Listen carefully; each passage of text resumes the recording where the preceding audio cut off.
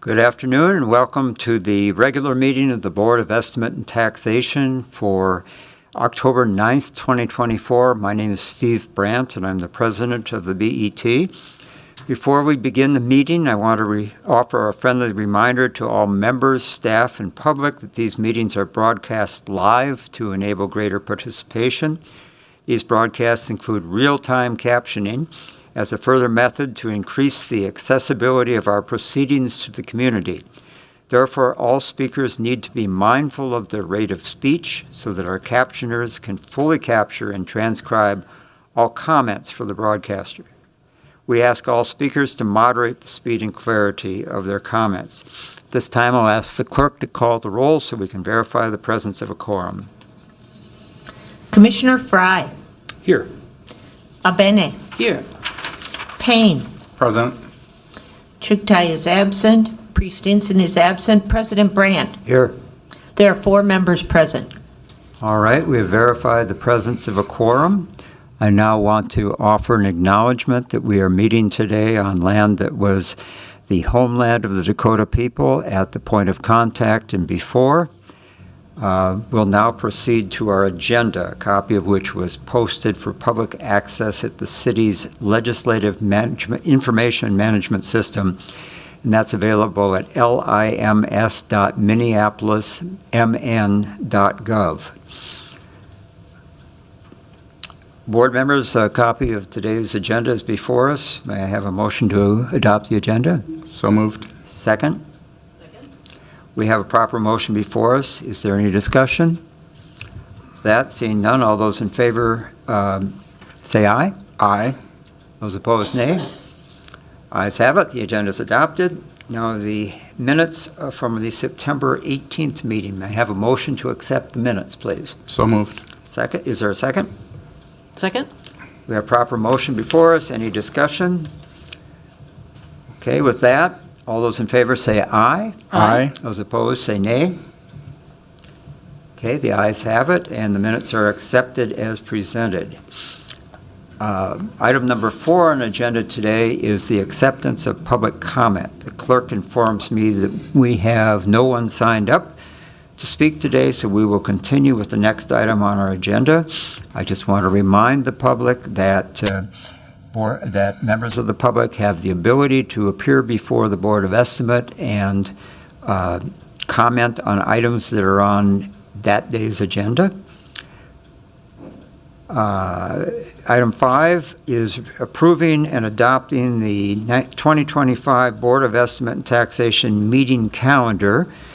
Do my colleagues have any questions or comments?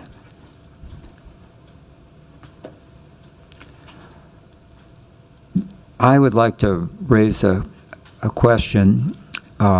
We have, as is traditional, just a week between the presentation of the mayor's budget and park board as well, and the adoption of the levy cap. And to me, that seems like a compressed time period. And I wondered if, I mean, particularly when you contrast it to the vast amount of time that the council has to go through the budget, which is obviously much more than just the levy. But is there a reason that we don't schedule it a week earlier? Is that a conflict with the schedules of other members of the board, the committee meetings and so on? Or could we do it the last week in, I guess the last week in August is traditionally a council off week, if I'm informed correctly. Would the mayor's and the budget staff be able to get a presentation ready, say a couple weeks after the mayor's budget address? Or is there a reason we need to have such a compressed schedule? Mayor Fry. I can answer it slightly prematurely, but I believe I know what the answer is going to be, which is there's a massive amount of work that goes into just getting the budget speech presented, And then once it's presented, there is some time that it takes to have the presentation itself created. And so it's not generally something that will be able to happen in the immediacy. I have no objection to it myself other than the time constraints of city staff. Would the first week in September rather than the second week be an achievable goal for the budget staff? I don't know. Okay. Yeah. Commissioner, go ahead. President Brandt, that would push it into conflict with the park board meeting if it was the same night. And so unless it was a Tuesday or Thursday the week before. And then, because the park board also presents at that as well, so. Okay. All right. Any other questions? Is there a motion to adopt the calendar? Yep, I'll move the 2025 BET meeting calendar for approval. I'll second it. Okay, we have a motion and a second. Any discussion? Okay, I'll ask the clerk to call the roll on the motion to approve and adopt the 2025 calendar. Commissioner Fry. Aye. Abene. Aye. Payne. Aye. Chuktai. Aye. President Brand. Aye. There are 5 ayes. All right, so the motion is adopted. Our next item was scheduled to be a discussion regarding the proposed staff response protocol for the Board of Estimate and Taxation meetings. My understanding is that the clerk's office has not yet completed their development and review of the document and is asking that this be postponed. So seeing no further discussion, I'll move to postpone the staff response memo protocol to our next meeting. Is there a second? Second. Any discussion? All those in favor say aye. Aye. Aye. Nay? Okay, the ayes have it, and the item is postponed. Item number 7 is a bond sale update. I'll welcome Alan Hoppy from Finance to give us an update on the bond sale that was recently conducted.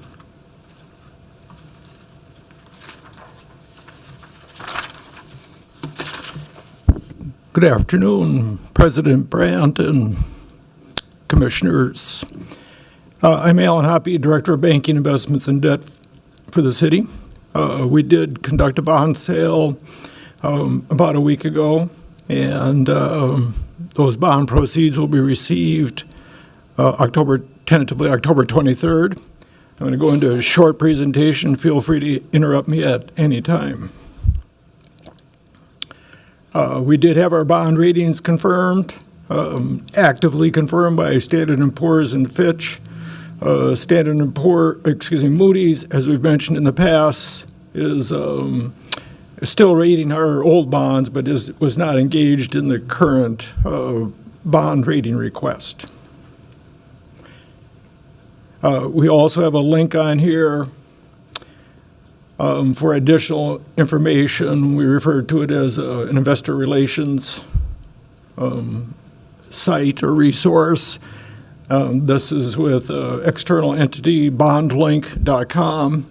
You're welcome to go there at any time and take a look at what we have posted. Here's this chart I've presented before. This is an updated version, which includes the most recent bond sale. So this, we have bonds maturing roughly each year for 20 years. And what we do here is go kind of right in the middle and take a sample of a 10-year bond. And so the long line that we have here is not our data, but it's representative data for the state of Minnesota AAA tax-exempt municipal yields. So we'd kind of take that middle point on the maturity curve to kind of show you what we have here. One reason for that is our bonds mature roughly over 20 years. The average maturity in our particular case was about 9 years, I think, for this bond issue. And the green lines that we have on this chart represent the points in time. If you drop straight down to the bottom where you can kind of see the calendar there, when we did the bond sales. And then it's kind of small on this particular chart, but we have little red dots on the green lines, generally just a little bit above the blue line, and that red dot represents roughly what we call the true interest cost or average rate that we paid on these bonds. So in this particular bond sale, that was 3.21%. Generally speaking, it's not real precise, but just generally speaking, we're trading a little bit above that average curve that we're showing here. So it's pretty consistent about the type of yields and what we expect to get. This is another version of the same data, but what we do here is show you the actual maturity curves, basically on the days that we did the bond sales in the past. So we've accumulated 4 bond sales in this chart. What we have here are the Minnesota AAA yield curves. There are 4 of them there from the days we did the bond sales, but we also have a red line in here, which only goes out to 20 years, not 30 years. And that's the city's bond sale, so roughly from about year 2 to year 15, we map right on top of this average Minnesota AAA yield curve. Each bond sale is a little different. Different things happen. So in our particular bond sale, you can see in years 16 through 20, our yields go up. In those particular cases, our coupon went at 3%. So what happens in a bond sale, we might sell $100 million of bonds at par, 5%, let's just say it's all 5%. That's all good and fine, but in some cases, the buyers want a different kind of coupon, and we allow that because what we're looking for is the lowest true interest cost or true interest rate. And so they get some flexibility, and to get to that true interest cost, they have some ability to move some things around here and do some adjustments. So what they did, the winning bidder was able to give the lowest true interest cost, but to do that, they did have to increase the yield on those last 5 maturities, a little bit on the very, very first one.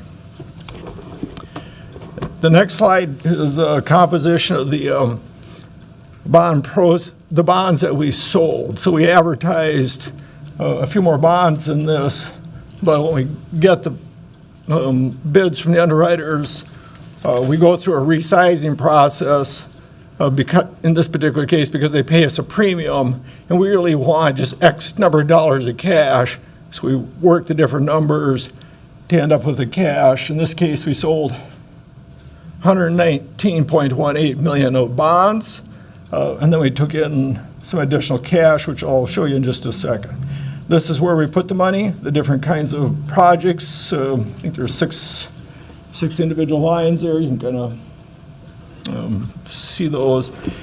I think we've touched on this before, but the majority of the bonds went to general improvements. The next bulk of it were enterprise or utility type, water, sewer kind. And then we had some assessment bonds.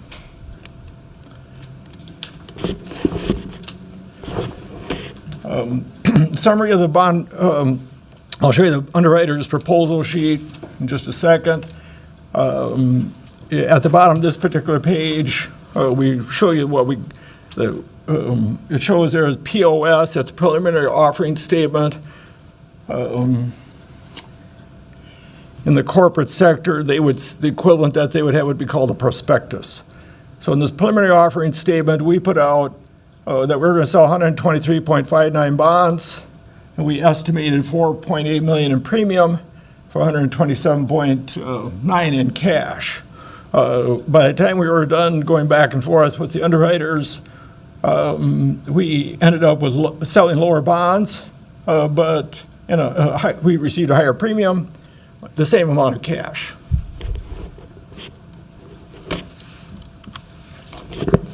I'm going to flip to the other slide, or the underwriter's bid sheet here.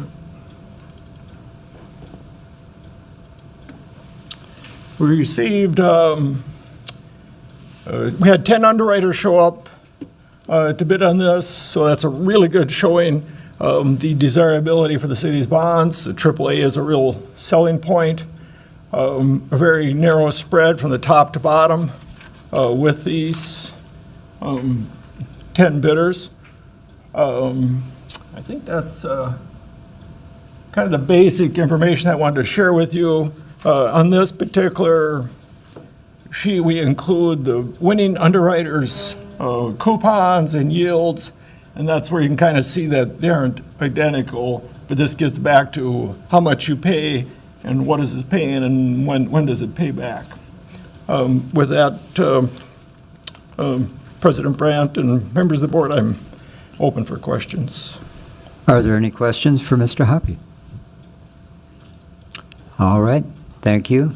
You've dazzled us again with your knowledge of the bond sale, and I appreciate the presentation. I'll ask the clerk to receive and file. Thank you. Announcements are next on our agenda. The only announcement I have is that I know that I was interviewed and a former senior advisor / executive secretary were interviewed for the position that we are attempting to fill. And I believe the JAQ has been completed. I believe that the interviews were for the purpose of establishing an appropriate level of compensation for the position. And any questions about that? Okay.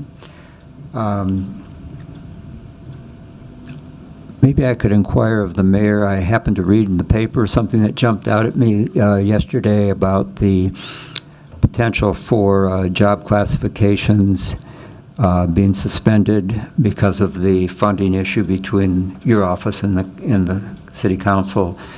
Do you have any sense of whether that affects this hire or whether we're past that point?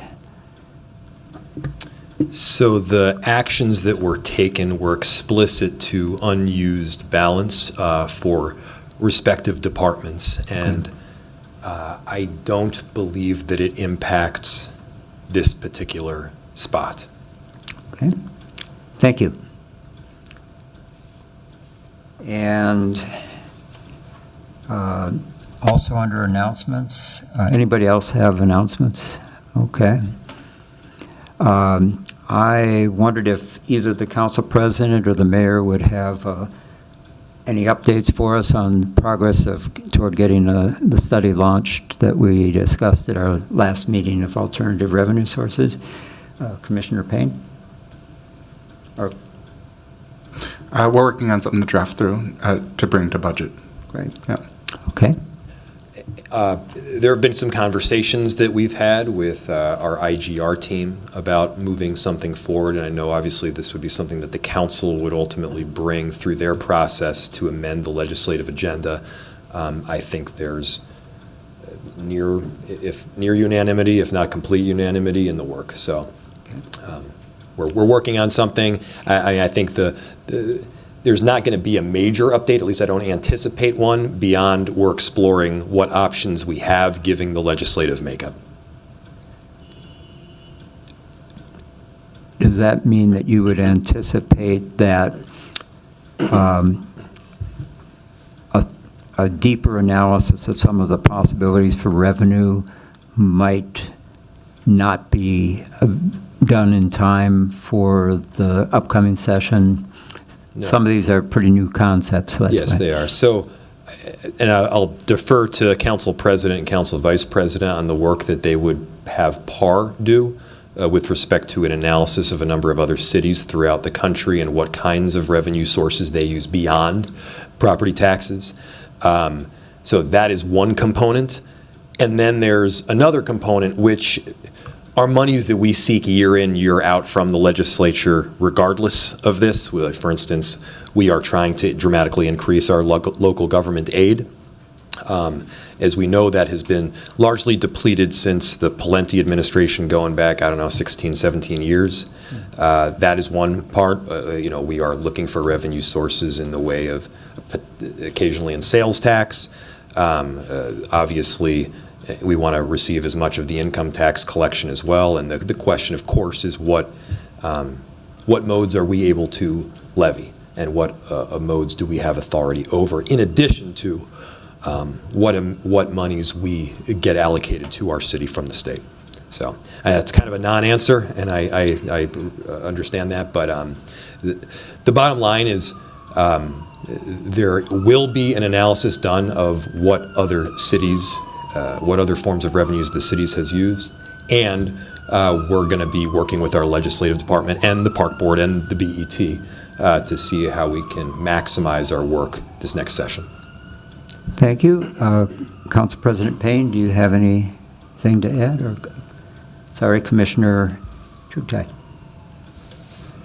Thank you, Mr. President. I think what the mayor was saying in his comment about the legislative makeup, and certainly please correct me if I'm wrong, was what our strategy on how we show up at the Capitol will look like is determined by what the makeup of the Capitol looks like. And we'll know that pretty shortly here, depending on the outcome of the election. So I think that was the intent there.